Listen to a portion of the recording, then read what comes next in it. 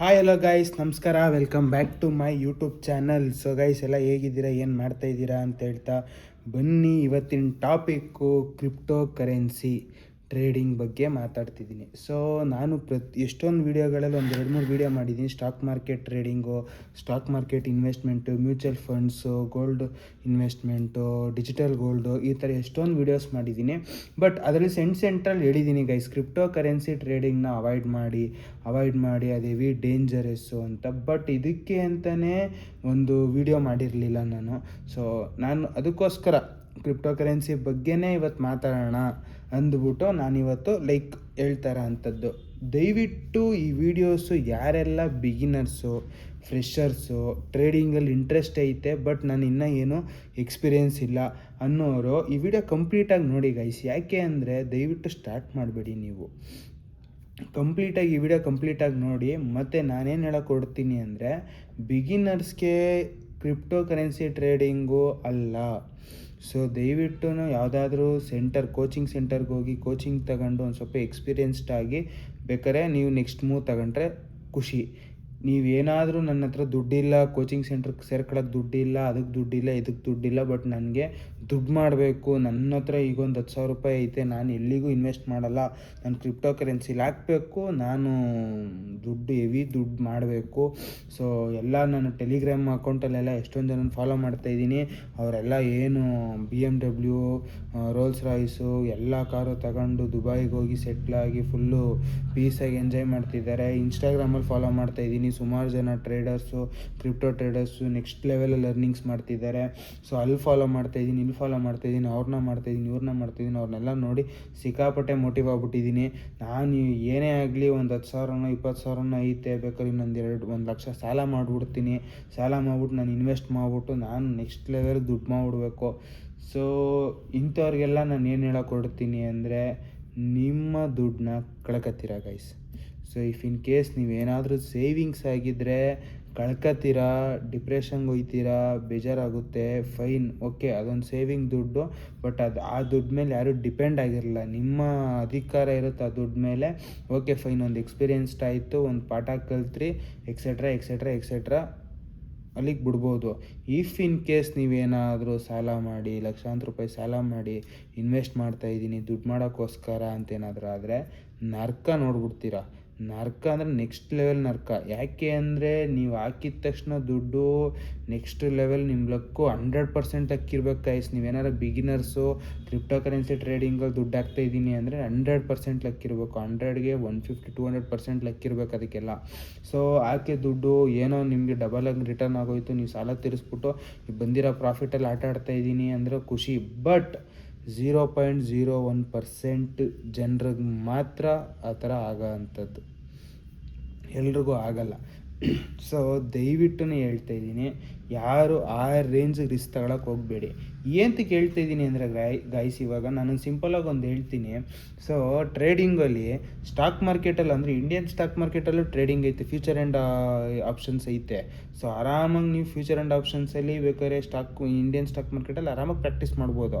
ಏನಂತಕ್ಕೆ ಇದನ್ನು ಬಿಡಿಸಿ ಹೇಳ್ತಾಯಿದ್ದೀನಿ ಅಂದರೆ, ಅಲ್ಲಿ ಅಷ್ಟು ರಿಸ್ಟ್ರಿಕ್ಷನ್ಸ್ ಇರಲ್ಲ, ಅಷ್ಟು ಹೈ ಲೆವೆಲ್ ಟ್ರೇಡಿಂಗ್ ಇರಲ್ಲ. ಓಕೆ, ಒಂದು ನಾರ್ಮಲ್ ಆಗಿ ಟ್ರೇಡಿಂಗ್ ಇರುತ್ತೆ, ಗ್ರಾಫ್ ಇರುತ್ತೆ, ಗ್ರಾಫ್ ಸ್ಟಡಿ ಮಾಡ್ಕೊಂಡು ನಿಮ್ಗೇನೋ ಒಂದು ಸ್ವಲ್ಪ ನಾಲೆಡ್ಜ್ ಇದ್ದರೆ ನೀವು ಹಾಕಿರೋ ಅಮೌಂಟ್ನ ಬೇಕಾದ್ರೆ ಇವಾಗ ಫಾರ್ ಎಕ್ಸಾಂಪಲ್ ನಿಮ್ಮ ಹತ್ರ 10,000 ಐತೆ ಅಂತ ಎಕ್ಸಾಂಪಲ್ ಕೊಟ್ಟಿದ್ದೆ ಆಗಲೇ. ಸೊ 10,000 ಐತೆ ಅಂತ ಇಟ್ಕೊಳ್ಳಿ, ಇಂಡಿಯನ್ ಸ್ಟಾಕ್ ಮಾರ್ಕೆಟ್ಗೆ ಹಾಕ್ಬಿಟ್ಟು ಫ್ಯೂಚರ್ ಆ್ಯಂಡ್ ಆಪ್ಷನ್ಸಲ್ಲಿ ನೀವು ಟ್ರೇಡಿಂಗ್ ಮಾಡೋಕೆ ಹೋಗ್ತಾ ಇದ್ದೀರಾ ಅಂತ ಅಂದ್ಕೊಳ್ಳಿ. ಸೊ ವ್ಯಾಲೆಟ್ಗೆ ಇವಾಗ ಒಂದು 2-3 ಆ್ಯಪ್ಗಳಿದೆ. ನಾನು ಆ್ಯಪ್ನ ಇವಾಗ ಎಂತ ಗೊತ್ತಾ ಹೇಳಲ್ಲ, ಹೇಳ್ಬಿಟ್ರೆ ಆ್ಯಪ್ನ ನೀವು ರೆಫರೆನ್ಸಾಗಿ ತಗೊಂಡು ಇನ್ಸ್ಟಾಲ್ ಮಾಡೋದು, ಯೂಸ್ ಮಾಡೋಕ್ಕೆ ಟ್ರೈ ಮಾಡಿಬಿಡ್ತೀರ. ಸೊ ದಯವಿಟ್ಟು ಬೇಡ, ನಾನು ಅದಕ್ಕೆ ಆ್ಯಪ್ ಹೇಳಲ್ಲ. X and X app. So ದಯವಿಟ್ಟು ಇದು ಡಬಲ್ ಮೀನಿಂಗ್ ಅಲ್ಲ, ಇದು ಓಕೆ ಫೈನ್. ಒಂದು ಆ್ಯಪ್ 1 2 3 4 ಆ್ಯಪ್ ಇದೆ. ಸೊ 1 2 3 4 ಆ್ಯಪ್ನ ಡೌನ್ಲೋಡ್ ಮಾಡ್ತೀರಾ, ಅಲ್ಲಿ ಲಾಗಿನ್ ಆಗ್ತೀರಾ, ಡಿಮ್ಯಾಟ್ ಅಕೌಂಟ್ ಬೇಕು, ಡಿಮ್ಯಾಟ್ ಅಕೌಂಟಲ್ಲೆಲ್ಲ ಹಾಕ್ತೀರಾ, ಅಲ್ಲಿಗೆ ವಾಲೆಟ್ ಅದರದ್ದೇ ಆದ ವಾಲೆಟ್ ಇರುತ್ತೆ, ಅದರದ್ದೇ ಆದ ವಾಲೆಟ್ಗೆ ಅಮೌಂಟ್ ಹಾಕ್ತೀರಾ, 10,000 ರೂಪಾಯಿ ಹಾಕಿರ್ತೀರಾ. ಇವಾಗ ನೀವು ಫ್ಯೂಚರ್ ಆ್ಯಂಡ್ ಆಪ್ಷನ್ಸಲ್ಲಿ ಏನೋ ಒಂದು ಆಟ ಆಡಬೇಕು. ಓಕೆ, 1,000 ರೂಪಾಯಿ ರಿಸ್ಕ್ ಇಡೋಣ ಅಂತ ಅನ್ಕೋತೀರಾ. ಸೊ 1,000 ರೂಪಾಯಿ ರಿಸ್ಕ್ಗೆ ಹಾಕ್ತೀರಾ. ಸೊ ಅದರಲ್ಲಿ ಬಂದಿದ್ದ ದುಡ್ಡು ಓಕೆ ಒಂದು ಸ್ವಲ್ಪ ಬೆಳೀತು ಅಂದರೆ 1% 2% ಬೆಳೀತು ಅಂದರೆ 100 ರೂಪಿ 200 ರೂಪಿ ಈ ಥರ ಏನೋ ಆಗುತ್ತೆ, 10 ರೂಪಿ 20 ರೂಪಿ ಈ ಥರನೂ ಆಗೋ ಚಾನ್ಸಸ್ ಇರುತ್ತೆ. ಏನೋ ಒಂದು 10% ಬೆಳೀತು ಅಂದರೆ ಒಂದು 100 ರೂಪಿ ಈ ಥರ ಆಗೋ ಚಾನ್ಸಸ್ ಇರುತ್ತೆ. ಖುಷಿ ಆಗುತ್ತೆ. 1000 rupees hockey if in case laws ಆಯಿತು ಅಂದ್ರೆ 1000 ರೂಪೀಸ್ ಮಾತ್ರ ಲಾಸ್ ಆಗುತ್ತೆ.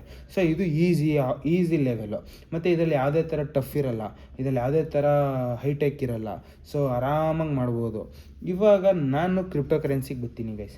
ಕ್ರಿಪ್ಟೋ ಕರೆನ್ಸಿ ನಾನು ಎಂತಕ್ಕೆ ಅಷ್ಟೊಂದು ಬಡ್ಕತ್ತಿದ್ದೆ ಅಂದರೆ ಗೈಸ್, ಅದರಲ್ಲಿ ನೆಕ್ಸ್ಟ್ ಲೆವೆಲ್ ಟಾಸ್ಕ್ಗಳಿರುತ್ತೆ. ನೀವು ಅದು ವೆಬ್ಸೈಟು, ಆ್ಯಪೂ ಇದೆ, ಆ್ಯಪು ಕೂಡ ಇದೆ. ಬಟ್ ಅದರಲ್ಲಿ ನೀವು ಒಂದು ಸ್ವಲ್ಪ ಚಾಣಾಕ್ಷತೆಯಾಗಿ ಫೀಚರ್ ಆ್ಯಂಡ್ ಆಪ್ಷನ್ಸ್ ಆಟ ಆಡಬೇಕು ಅಂದರೆ ವೆಬ್ಸೈಟಲ್ಲೇ ನೀವು ಇದು ಮಾಡಬೇಕು. ಎಲ್ಲ ಲಾಗಿನ್ ಮಾಡೋದಾಗಲಿ, ಇದು ಮಾಡೋದಾಗಲಿ, ಗೇಮ್ ಆಡೋದಾಗಲಿ ಎಲ್ಲ ನೀವು ಟ್ರೇಡಿಂಗ್ ಮಾಡೋದಾಗಲಿ ಎಲ್ಲ ವೆಬ್ಸೈಟಲ್ಲಿ ಮಾಡಿದ್ರೆ ಒಂದು ಸ್ವಲ್ಪ ನೆಕ್ಸ್ಟ್ ಲೆವೆಲ್ ಗ್ರಾಫ್ ಎಲ್ಲ ಚೆನ್ನಾಗಿ ಕಾಣಿಸುತ್ತೆ. ಸೊ ಓಕೆ ಫೈನ್, ನೀವೇನು ಮಾಡ್ತೀರಾ, ಡೌನ್ಲೋಡ್ ಮಾಡ್ತೀರಾ, ವೆಬ್ಸೈಟಿಗೆ ಹೋಗಿ ರಿಜಿಸ್ಟರ್ ಆಗ್ತೀರಾ, ಎಲ್ಲ ಆಗ್ತೀರಾ. ಅಲ್ಲೊಂದು account, demat account, something crypto currency account, ಮತ್ತು ನಿಮ್ಮದು ಕರೆನ್ಸಿ ಎಕ್ಸ್ಚೇಂಜ್ ಮಾಡಬೇಕು. ಸೊ ಇಂಡಿಯನ್ ರುಪೀಸಿಂದ ಇದಕ್ಕೆ ಹಾಕಬೇಕು, USD ಕನ್ವರ್ಟ್ ಮಾಡಬೇಕು, ಎಲ್ಲ ಮಾಡ್ತೀರಾ. ಓಕೆ, ಅದರಲ್ಲೇ ಅದೇ ಒಂದು ವಾಲೆಟ್ ಇರುತ್ತೆ. ಸೊ ಪ್ರತಿಯೊಂದು ವೆಬ್ಸೈಟು, ಪ್ರತಿಯೊಂದು ಆ್ಯಪದು ಅದರದ್ದೇ ಆದ ಸಪ್ರೇಟ್ ಒಂದು ವ್ಯಾಲೆಟ್ ಇರುತ್ತೆ ಗೈಸ್. ಇದಂತೂ 100% ಇದು ನೆನ್ಪಿಟ್ಕೊಳ್ಳಿ. ಸೊ ಅದರದ್ದೇ ಆದ ವಾಲೆಟ್ ಇರುತ್ತೆ. ಅದರದ್ದೇ ಆದ ವಾಲೆಟಿಗೆ 10,000 ರೂಪಾಯಿ ಹಾಕ್ತೀರಾ. ಸೊ 10,000 ರೂಪಾಯಿ ಹಾಕೋದ್ರಿಂದ ನಿಮಗೆ ಸಮ್ $100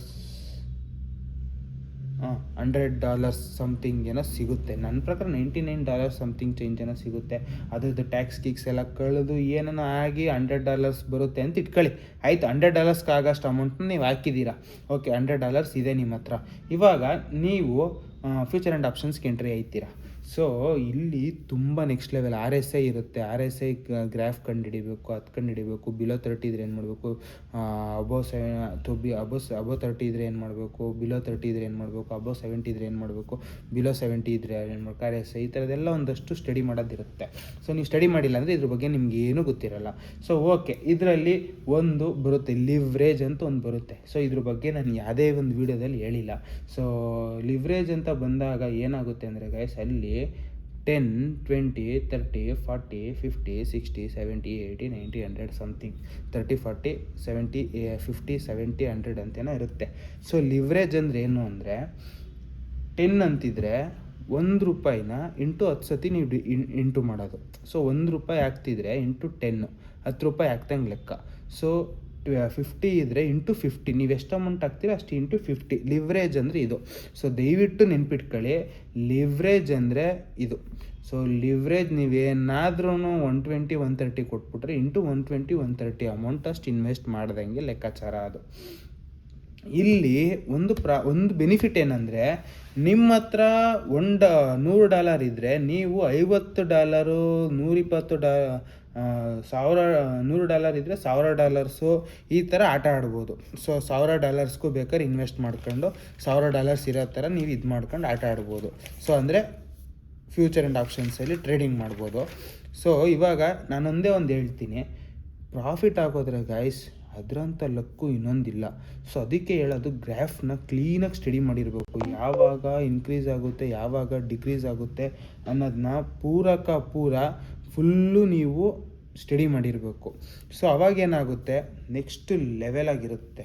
ಸೊ ಇವಾಗ ನಿಮಗೆ ಅದ್ರ ಬಗ್ಗೆ ಏನೋ ಗೊತ್ತಿಲ್ಲ, 100, 200 ಏನೇನೋ ಇರುತ್ತೆ, 150, 120 ಸಮಥಿಂಗ್ ಏನೋ ಇದೆ ಲಿವ್ರೇಜಲ್ಲಿ.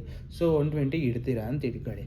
ಪ್ರಾಫಿಟ್ ಆಗೋದ್ರೆ ನೀವು $1 ಹಾಕಿದ್ರೆ ಇಂಟು 120 ಇಟ್ಟು ಆಟ ಆಡ್ದಂಗೆ ಲೆಕ್ಕ. $120ಗೆ ಅದೇನಾದರೂ 1% ಪ್ರಾಫಿಟ್ ಬರುತ್ತೋ ಅಂದರೆ $120ಗೆ ಎಷ್ಟು ಪ್ರಾಫಿಟ್ ಬರುತ್ತೋ ಅಷ್ಟು ಪ್ರಾಫಿಟ್ಟು ನಿಮಗೆ ಆ್ಯಡ್ ಆಯ್ತಾ ಹೋಗುತ್ತೆ.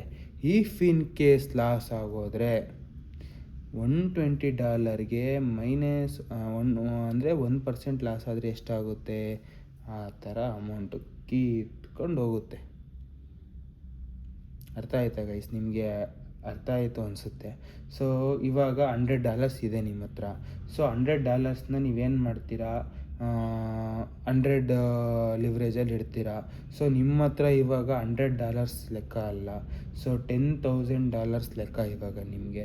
ಸೊ $10,000ನ ಇಟ್ಟು ಆಟ ಆಡ್ತಿದ್ದೀರಾ ಅಂತ ಇಮ್ಯಾಜಿನ್ ಮಾಡ್ಕೊಳ್ಳಿ. ಇವಾಗ 1% ಪ್ರಾಫಿಟ್ ಆಯಿತು. 1% ಪ್ರಾಫಿಟ್ ಆದಾಗ $10,000ಗೆ 1% ಪ್ರಾಫಿಟ್ ಆದಾಗ ಎಷ್ಟು, ಪ್ಲಸ್ 100 ಅಂದರೆ $100 ಎಕ್ಸ್ಟ್ರಾ ಆಗುತ್ತೆ.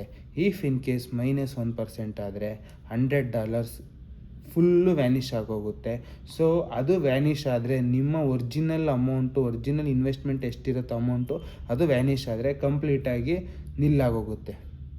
ಅಂದರೆ ಆ ಟ್ರೇಡು, ಆ ಫ್ಯೂಚರ್ ಆ್ಯಂಡ್ ಆಪ್ಷನ್ಸು ಟ್ರೇಡು ಮುಂದಕ್ಕೆ ನಿಮ್ಮದು ಕ್ಯಾರಿ ಫಾರ್ವರ್ಡ್ ಆಗಲ್ಲ. ಸೊ ನೀವು ಇದು ಮೈನಸ್ ಐತೈತೆ ಪ್ಲಸ್ ಆಗುತ್ತೆ, ಇದು ವೆಯ್ಟ್ ಮಾಡಲ್ಲ. ಸೊ ಇದರಲ್ಲಿ ನೆಕ್ಸ್ಟ್ ಇನ್ನೊಂದು ಟಾಸ್ಕ್ ಐತೆ, ಇನ್ನೊಂದು ಟಾಸ್ಕ್ ಹೇಳ್ತೀನಿ. ಸೊ ಈ ರೀತಿ ಗೇಮ್ ಆಡೋ ಅಂಥದ್ದು.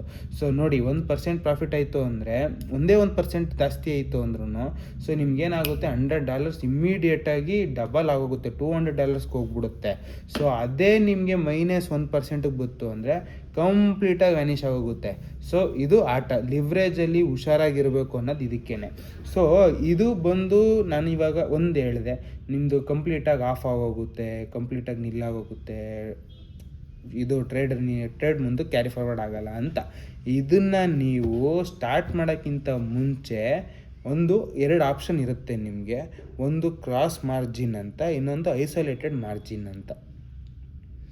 So cross margin, isolated margin ಅಂತ ಅಲ್ಲೊಂದು ಚಿಕ್ಕದಾಗಿ ಒಂದು ಆಪ್ಷನ್ ಕೊಟ್ಟಿರ್ತಾರೆ. ಸೊ ಇದರಲ್ಲಿ ಬಂದುಬಿಟ್ಟು ಕ್ರಾಸ್ ಮಾರ್ಜಿನ್ಗೆ ಅವರು ಡಿಫಾಲ್ಟಾಗಿ ಸೆಲೆಕ್ಟ್ ಮಾಡಿ ಇಟ್ಟಿರ್ತಾರೆ. ಸೊ ಕ್ರಾಸ್ ಮಾರ್ಜಿನ್ ಅಂದರೆ ಏನು ಅಂದರೆ, ಇವಾಗ ನಾನು $100ಗೆ ಎಕ್ಸಾಂಪಲ್ ಕೊಡ್ತಿದ್ದೆ. ಸೊ ಇವಾಗ ವ್ಯಾಲೆಟಲ್ಲಿ ನಿಮ್ಗೆ ಇವಾಗ ಏನಾಗುತ್ತೆ, $200 ಇಟ್ಟಿದ್ದೀರಾ ಅಂತ ಇಮ್ಯಾಜಿನ್ ಮಾಡ್ಕೊಳ್ಳಿ. ಸೊ ಇವಾಗ ನೆಕ್ಸ್ಟ್ ಎಕ್ಸಾಂಪಲ್, $200 ಇಟ್ಟಿದ್ದೀರಾ, $100 ಇನ್ವೆಸ್ಟ್ ಮಾಡಿದ್ದೀರಾ, 100 × 100 ಲಿವ್ರೇಜ್ ಇಟ್ಟಿದ್ದೀರಾ. ಸೊ -1% ಆಯಿತು, ನೀವು ಹಾಕಿ ಇನ್ವೆಸ್ಟ್ ಮಾಡಿದ್ದು ಅಷ್ಟು ಅಮೌಂಟು ವ್ಯಾನಿಷ್ ಆಗೋಯಿತು. ಸೊ ಇವಾಗ ನೀವು ಅಲ್ಲಿ ಡಿಫಾಲ್ಟಾಗಿ ಕ್ರಾಸ್ ಮಾರ್ಜಿನ್ ಇರುತ್ತೆ, ಅದಕ್ಕೆ ಬಿಟ್ಟಿರ್ತೀರ, ಅದೇನು ಚೇಂಜಸ್ ಮಾಡೋಕ್ಕೆ ಹೋಗಿರಲ್ಲ. ಸೊ ಇವಾಗ ಏನಾಗುತ್ತೆ, ಇವಾಗ -1% ಆದಾಗ ಇದು ಖಾಲಿ ಐತಲ್ಲ, ಇದರಲ್ಲಿ ಅಮೌಂಟು ಟ್ರೇಡಿಂಗಲ್ಲಿ ಖಾಲಿ ಐತಲ್ವಾ, ನಿಮ್ಮದು ವ್ಯಾಲೆಟಲ್ಲಿರೋ ಅಮೌಂಟ್ನೂ ಎಳ್ಕೊಳ್ಳೋಕ್ಕೆ ಸ್ಟಾರ್ಟ್ ಮಾಡುತ್ತೆ. ಸೊ ಅದ್ರ ಪ್ರಕಾರ ಅಲ್ಲಿ ಟ್ರೇಡಿಂಗ್ ಆಯ್ತಾರ ಪ್ರಕಾರ ನೀವು ಇನ್ವೆಸ್ಟ್ ಮಾಡಿದಷ್ಟಲ್ಲ ಅದು ಅಮೌಂಟು, $100 ಮಾತ್ರ ಆಟ ಆಡಬೇಕು ಅಂತಲ್ಲ, ವ್ಯಾಲೆಟಲ್ಲಿ ಇರೋದು ಕೂಡ ಅದ್ರ ಕಂಟ್ರೋಲಲ್ಲೇ ಇರುತ್ತೆ. ಸೊ ಅದು $200ಗೆ ಇಮ್ಯಾಜಿನ್ ಮಾಡ್ಕೊಂಡು ಗೇಮ್ ಆಡ್ತಾ ಇರುತ್ತೆ, ಅಂದರೆ ಗ್ರಾಫು ರನ್ ಆಯ್ತಾ ಇರುತ್ತೆ. ಸೊ ಅದು ಟ್ರೇಡು ಕ್ಲೋಸ್ ಆಗಲ್ಲ, ಸ್ಟಾಪ್ ಆಗಲ್ಲ, ನೀವೇ ಮ್ಯಾನ್ಯುಯಲಾಗಿ ಸ್ಟಾಪ್ ಮಾಡಬೇಕಾಗುತ್ತೆ. ವ್ಯಾಲೆಟಲ್ಲಿರೋದು ಕೂಡ ಕಂಪ್ಲೀಟಾಗಿ ವ್ಯಾನಿಷ್ ಆಗೋದ್ಮೇಲೆ ಆಟೋಮೆಟಿಕ್ಕಾಗಿ ಸ್ಟಾಪ್ ಆಗೋಗುತ್ತೆ. ವ್ಯಾಲೆಟಲ್ಲೂ ಒಂದು ಇಲ್ಲ ಅಂದರೆ ಮುಗೀತು, ಸ್ಟಾಪ್ ಆಗೋಗುತ್ತೆ. ಸೊ ಇದರಲ್ಲಿ ಇನ್ನೂ ಒಂದು ಆಪ್ಷನ್ ಇರುತ್ತೆ, ಐಸೋಲೇಟೆಡ್ ಮಾರ್ಜಿನ್ ಅಂತ. ಸೊ ಐಸೋಲೇಟೆಡ್ ಮಾರ್ಜಿನಿಗೆ ನೀವೇನಾದರೂ ಆಪ್ಷನ್ ಸೆಲೆಕ್ಟ್ ಮಾಡಿದರೆ ಇದರಲ್ಲಿ ಏನು ಬೆನಿಫಿಟ್ಟು ಅಂದರೆ, ನೀವು ಎಷ್ಟು ಇನ್ವೆಸ್ಟ್ ಮಾಡಿರ್ತೀರಾ, ನೀವಿಲ್ಲಿ $200 ಇಟ್ಟಿರೋ, $1000 ಇಟ್ಟಿದ್ದೀರೋ, $100 ಇಟ್ಟಿದ್ದೀರೋ, ಅದು ಇದಕ್ಕೆ ಮ್ಯಾಟ್ರೇ ಆಗಲ್ಲ. ಟ್ರೇಡಿಗೆ, ಫ್ಯೂಚರ್ ಆ್ಯಂಡ್ ಆಪ್ಷನ್ಸ್ ಟ್ರೇಡಿಂಗ್ಗೆ ಮ್ಯಾಟ್ರೇ ಆಗಲ್ಲ. ಸೊ ಅದೇನು ನೀವು ಎಷ್ಟು $100 ಕೊಟ್ಟಿರ್ತೀರಲ್ವ, ಅದು ಫಿಕ್ಸ್ ಆಗುತ್ತೆ. ಐಸೋಲೇಟೆಡ್ ಮಾರ್ಜಿನ್ ಅಂದರೆ ಇದು ಫಿಕ್ಸು, ನಾನು ಇಷ್ಟಕ್ಕೆ ಮಾತ್ರ ನಾನು ಗೇಮು, ಇದು ಫುಲ್ಲು ಕ್ಲಿಯರ್ ಆದಮೇಲೆ ನಂದು ಟ್ರೇಡಿಂಗ್ ಕ್ಲೋಸ್ ಆಗಬೇಕು ಅಂದರೆ, ಇದರದ್ದು ಟ್ರೇಡಿಂಗ್ ಗ್ರಾಫು ಕ್ಲೋಸ್ ಆಗಬೇಕು ಅಂದರೆ ನಮ್ಮದು ಕ್ಲೋಸ್ ಆಗಬೇಕು, ನಮ್ಮ ಅಕೌಂಟ್ ಕ್ಲೋಸ್ ಆಗಬೇಕು ಅಂತ ಫಿಕ್ಸ್ ಆಗಿರುತ್ತೆ. ನೀವು ಎಷ್ಟಾದರೂ ಮಡಗಿರ್ರಿ ವ್ಯಾಲೆಟಲ್ಲಿ, $200 ಇಟ್ಟಿರ್ತೀರೋ, $1000 ಇಟ್ಟಿರ್ತೀರೋ, $100,000 ಇಟ್ಟಿರ್ತೀರೋ, $1 crore ಇಟ್ಟಿರ್ತೀರೋ, ಅದು ಇದಕ್ಕೆ ಮ್ಯಾಟ್ರೇ ಆಗಲ್ಲ. $100 ಇದಕ್ಕೆ ಹಾಕಿ ಆಟ ಆಡ್ತಾ ಇದ್ದೀನಿ ಅಂದಾಗ, ಸೊ $100 ಖಾಲಿ ಆಗಿದ ತಕ್ಷಣ ನೀವು ಲಿವ್ರೇಜ್ ಎಷ್ಟಾದರೂ ಕೊಟ್ಟಿರ್ರಿ, ಸೊ ಅದು -1% ಲಾಸ್ ಆಗಿದ ತಕ್ಷಣ ಇದರಲ್ಲಿ ಕಂಪ್ಲೀಟಾಗಿ ನಮ್ಮದು ಝೀರೋ ಆಗುತ್ತೆ, ನಮ್ಮ ಬ್ಯಾಲೆನ್ಸ್ ಇದರಲ್ಲಿ ಝೀರೋ ಆಗುತ್ತೆ ಟ್ರೇಡಿಂಗಲ್ಲಿ. ಸೊ ಐಸೋಲೇಟೆಡ್ ಮಾರ್ಜಿನ್ ಇಡೋದ್ರಿಂದ ಅದೊಂದು ಬೆನಿಫಿಟ್ಟು. ನಾನು ಏನಕ್ಕೆ ಬಿಗಿನರ್ಸ್ಗೆ ಇದನ್ನು ದಯವಿಟ್ಟು ರಿಸ್ಕ್ ತಗೊಂಡು ಆಟ ಆಡಬೇಡಿ. ಕ್ರಿಪ್ಟೋ ಕರೆನ್ಸಿ ಎಲ್ಲರೂ ಗೈಸ್, ನಾನೊಂದು ಹೇಳ್ತೀನಿ, ನಾನು ಕೂಡ ಸಿಕ್ಕಾಪಟ್ಟೆ ಮೋಟಿವ್ ಆಗಿದ್ದೀನಿ ಒಂದು ಟೈಮಲ್ಲಿ. ಸೊ ನೆಕ್ಸ್ಟ್ ಲೆವೆಲ್ ಆಟ ಆಡ್ತಾರೆ, ಎಲ್ಲರೂ ಬೆಳೆದುಬಿಟ್ರು, ರಿಚ್ನೆಸ್ಸು, ಒಳ್ಳೊಳ್ಳೆ ಸ್ಪೋರ್ಟ್ಸ್ ಕಾರು ಈ ಥರ ಎಲ್ಲ ತಗೋಬೋದು. iPhone 16 Pro Max ಲಾಂಚ್ ಆದಾಗ iPhone 17 Pro Max 18 Pro Max ಎಲ್ಲ ತಗೋತಿದ್ರು. ನಾನು ಸತತವಾಗಿ ಒಂದು 2 to 3 years ಒಂದಷ್ಟು ಜನನ ಫಾಲೋ ಮಾಡ್ತಿದ್ದೆ. ಲೈಕ್ ಅವ್ರದ್ದೆಲ್ಲ ಏನು ಅಂದರೆ ಗೈಸ್, ನಾನೊಂದು ಹೇಳ್ತೀನಿ, ಇವಾಗ ನಾನು ವೀಡಿಯೋಸ್ ಮಾಡ್ತಾಯಿದ್ದೀನಿ, ನನಗೆ 5,000 ಜನ ಫಾಲೋವರ್ಸ್ ಇರ್ಬೋದು. ಸೊ ನಾನು ಇಲ್ಲಿಂದ ನನ್ನ ನೋಡ್ಕೊಬಂದಿರೋರು ಎಷ್ಟು ಜನ ಇರ್ತಾರೋ, ಆವಾಗ ಇವಾಗ ಫಾರ್ ಎಕ್ಸಾಂಪಲ್ ಒಂದು 20K 30K ಆದಾಗ ಇಲ್ಲಿಂದ ನನ್ನ ಫುಲ್ ವೀಡಿಯೋ ಕಂಪ್ಲೀಟ್ ಎಲ್ಲ ಪ್ರತಿಯೊಂದು ವೀಡಿಯೋ ನೋಡ್ಕೊಬಂದಿರೋ ಎಷ್ಟು ಜನ ಇರ್ತಾರೋ ಎಲ್ಲೋ ನನಗೆ ಗೊತ್ತಿಲ್ಲ. ಸೊ ಆವಾಗ ಒಂದಷ್ಟು ಇಂಪ್ರೂವೈಸೇಷನ್ ಇರುತ್ತೆ, ಒಂದಷ್ಟು ನನಗೆ ಪಾಠ ಕಲ್ತಿರ್ತೀನಿ, ಒಂದಷ್ಟು ಚೇಂಜಸ್ ಆಗಿರುತ್ತೆ. ಆವಾಗ ಫಾಲೋ ಮಾಡೋರಿಗೆ ಏನನ್ಸುತ್ತೆ, ಯೂಟ್ಯೂಬ್ ಮಾಡೋದ್ರಿಂದ ಇವ್ನು ಇಷ್ಟೆಲ್ಲ ಮಾಡ್ಬಿಟ್ಟ, ಇವ್ನು ಈ ಥರ ಆಗೋದಾ. ಬಟ್ ನನ್ನ ಪ್ರೀವಿಯಸ್ ವೀಡಿಯೋ ನೋಡ್ಕೊ ಬಂದಿರೋರು ಮಾತ್ರ ನನ್ನ ಸ್ಟ್ರಗಲ್ಲು, ನಂದು ಯಾವ ಥರ ಇದೆ ಎಲ್ಲ ಅವ್ರಿಗೆ ಮಾತ್ರ ಗೊತ್ತಿರುತ್ತೆ. ಸೊ ಅದೇ ಥರ ಇದನ್ನು ಅವರು ಪ್ರೀವಿಯಸ್ಸು ಯಾವ ಥರ ಕಷ್ಟ ಬಿದ್ದಿರ್ತಾರೆ, ಎಷ್ಟು ಲಾಸ್ ಮಾಡ್ಕೊಂಡಿರ್ತಾರೆ, ಏನು ಮಾಡ್ಕೊಂಡಿರ್ತಾರೆ, ಇದೆಲ್ಲ ಯಾವುದೂ ಕಣ್ಣು ಕಾಣಿಸಲ್ಲ. ಸೊ ಪ್ರಾಫಿಟ್ ಮಾಡಿದ್ರು, ಅರ್ನಿಂಗ್ಸ್ ಮಾಡಿದ್ರು, ಅವ್ರು 2 ವರ್ಷ 3 ವರ್ಷ ಕಷ್ಟ ಬಿದ್ದು ನೀರು ಕುಡ್ದಿರ್ತಾರೆ. ಅದೆಲ್ಲ ನೋಡಿದಾಗ ನಿಮಗೆ ಅರ್ಥ ಆಗುತ್ತೆ. ಸೊ ಅದಕ್ಕೆ ಪ್ರೀವಿಯಸ್ ಅವ್ರದ್ದು ಯಾವ ಥರ ಸ್ಟೆಪ್ಪಿನ್ ಆದರು, ಯಾವ ಥರ ಇದು ಮಾಡಿದ್ರು ಅಂದ್ಬಿಟ್ಟು ಕ್ರಿಪ್ಟೋ ಕರೆನ್ಸಿ ಟ್ರೇಡಿಂಗ್ನ ಆದಷ್ಟು ಅವಾಯ್ಡ್ ಮಾಡಿ. ಬಿಗಿನರ್ಸ್ಗೆ ಯಾರೆಲ್ಲ ಒಂದು ಸ್ವಲ್ಪ ಎಕ್ಸ್ಪೀರಿಯನ್ಸ್ಡ್ ಇದ್ದೀರೋ,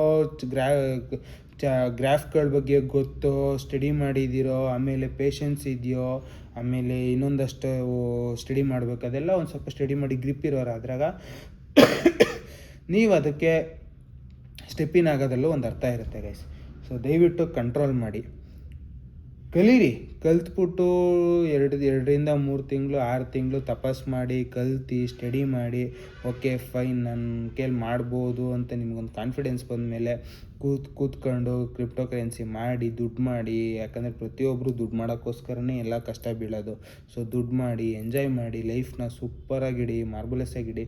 ಆದರೆ ಸುಮ್ಮನೆ ಸ್ಟೆಪ್ಪಿನ್ ಆಗಿಬಿಟ್ಟು ನಾನು ಏನೋ ಕಿತ್ಗುಡ್ಡೆ ಹಾಕ್ಬಿಡ್ತೀನಿ, ಸ್ಟೆಪ್ಪಿನ್ ಆಗಿಬಿಟ್ಟು ಸಾಲ ಮಾಡಿ ಎಲ್ಲ ಟ್ರೇಡಿಂಗಲ್ಲಿ ನೀವು ಎಷ್ಟೇ ಕಲ್ತಿದ್ರು ಗೈಸ್, ನನ್ನ ಕೇಳೋದಾದರೆ ಸಾಲ ಮಾಡಿಬಿಟ್ಟು ನೀವು ಯಾವುದೇ ಕಾರಣಕ್ಕೂ ಫ್ಯೂಚರ್ ಆ್ಯಂಡ್ ಆಪ್ಷನ್ಸ್ ಟ್ರೇಡಿಂಗ್ಗೆ ಹೋಗಬೇಡಿ. ಯಾಕೆ ಅಂದರೆ ಅದು 1% ಲಕ್ಕು ಕೈ ಕೊಟ್ಬಿಡ್ತು ಅಂದ್ರೂ ಏನೇನೋ ಆಗ್ಬಿಡುತ್ತೆ. ಆವಾಗ ಸಾಲ ಕೊಟ್ಟಿರೋರ್ಗೂ ನೀವು ಏನು ಹೇಳೋಕ್ಕಾಗಲ್ಲ, ಮಾಡೋಕ್ಕಾಗಲ್ಲ, ಎಕ್ಸೆಟ್ರಾ. ಸೊ ಈ ಥರ ಎಲ್ಲ ಇರುತ್ತೆ ಚಾನ್ಸಸ್ಸು. ಸೊ ಅದಕ್ಕೋಸ್ಕರ ಎಷ್ಟಾಗುತ್ತೋ ಅಷ್ಟು ಅವಾಯ್ಡ್ ಮಾಡಿ, ನೀವು ಎಷ್ಟು ಕಲ್ತಿದ್ದೀರೋ ಅಷ್ಟರಲ್ಲೇ ಹೆಮ್ಮೆ ಪಡಿ. ಸೊ ಕಷ್ಟ ಬಿದ್ದು ದುಡ್ಡು ಮಾಡಿ, ಆವಾಗ ಆ ದುಡ್ಡು ನಿಮ್ಮಿಂದ ಎಲ್ಲೂ ಹೋಗಲ್ಲ, ಯಾರ ಕೈಲೂ ಕಿತ್ಕೊಳ್ಳೋಕ್ಕಾಗಲ್ಲ ಅಂತ ಹೇಳ್ತಾ ಈ ವಿಡಿಯೋ ನಿಲ್ಲಿಸ್ತಾ ಇದ್ದೀನಿ ಗೈಸ್. ಇನ್ ಕೇಸ್ ಈ ವಿಡಿಯೋ ಇಷ್ಟ ಆಗಿದ್ರೆ ದಯವಿಟ್ಟು ಲೈಕ್ ಮಾಡಿ, ಶೇರ್ ಮಾಡಿ. ಮತ್ತು ಯಾರಾದರೂ ಕ್ರಿಪ್ಟೋ ಕರೆನ್ಸಿ ಟ್ರೇಡಿಂಗಲ್ಲಿ ಇಂಟ್ರೆಸ್ಟ್ ಇದ್ದು ಸ್ಟಾರ್ಟ್ ಮಾಡಬೇಕು ಅಂತಿರೋರಾದರೆ ಈ ವಿಡಿಯೋನ ಶೇರ್ ಮಾಡಿ, ಅವ್ರಿಗೂ ಒಂದಷ್ಟು ಐಡಿಯಾಸು ಇನ್ಫಾರ್ಮೇಷನ್ ಸಿಗುತ್ತೆ. ನಾನು ಈ ವಿಡಿಯೋನ ಬರೀ ಬಿಗಿನರ್ಸ್ಗೋಸ್ಕರ ಸ್ಟಾರ್ಟ್ ಮಾಡಬೇಡಿ ಅಂತ ಮಾಡಿಲ್ಲ, ಕೆಲವೊಂದು ಇನ್ಫಾರ್ಮೇಷನು ಕೂಡ ಕೊಟ್ಟಿದ್ದೀನಿ ಸೆಂಟ್ರಲ್ಲಿ. ಸೊ ಅವರು ಬಿಗಿನರ್ಸ್ ಎಲ್ಲ ಒಂದು ಸ್ವಲ್ಪ ನಾನು ನೆಕ್ಸ್ಟ್ ಲೆವೆಲ್ಲು ನಾನು ಕಲ್ತಿದ್ದೀನಿ ಅಂತಂದಾದ್ರೆ ಒಂದಷ್ಟು ಲಿವರೇಜ್ ಬಗ್ಗೆ ಗೊತ್ತಾಗುತ್ತೆ, ಮತ್ತು ಕ್ರಾಸ್ ಮಾರ್ಜಿನ್ಗಳ ಬಗ್ಗೆ, ಐಸೋಲೇಟೆಡ್ ಮಾರ್ಜಿನ್ ಬಗ್ಗೆ ಗೊತ್ತಾಗುತ್ತೆ. ಸೊ ಈ ರೀತಿ ಎಲ್ಲ ಗೊತ್ತಾದಾಗ ಅವ್ರಿಗೂ ಒಂದು ಸ್ವಲ್ಪ ಇನ್ಫಾರ್ಮೇಷನ್ ಸಿಗುತ್ತೆ. ಇನ್ ಕೇಸ್ ನಿಮ್ಗೆ ಏನಾದರೂ ಎಕ್ಸ್ಟ್ರಾ ಅಡಿಷ್ನಲ್ ಆಗಿ ನನಗೆ ಇನ್ಫಾರ್ಮೇಷನ್ ಬೇಕು, ನನಗೊಂದು ಸ್ವಲ್ಪ ನೋಟ್ಸ್ ಥರ ಏನಾರು ಡಿಸ್ಕಸ್ ಮಾಡಿ ಅಂದರೆ ಬೇಕಾದ್ರೆ ಹೇಳಿ, ಒಂದು ಸ್ವಲ್ಪ ನಾನು ನೋಟ್ಸ್ ಮಾಡಿದ್ದೀನಿ, ಅದ್ರ ಬಗ್ಗೆ ಕೂತ್ಕೊಂಡು ನಾನು ಇನ್ಫಾರ್ಮೇಷನ್ ಡಿಸ್ಕಸ್ ಮಾಡೋಕ್ಕೆ ಟ್ರೈ ಮಾಡ್ತೀನಿ ಅಂತ ಹೇಳ್ತಾ ಗೈಸ್ ಈ ವಿಡಿಯೋ ಇಲ್ಲಿ ನಿಲ್ಲಿಸ್ತಾ ಇದ್ದೀನಿ. ಇಷ್ಟ ಆಗಿರೋ ಲೈಕ್ ಮಾಡಿ, ಶೇರ್ ಮಾಡಿ ಅಂತ ಹೇಳ್ತಾ. Love you guys, lots of love, take care guys, bye, signing off guys.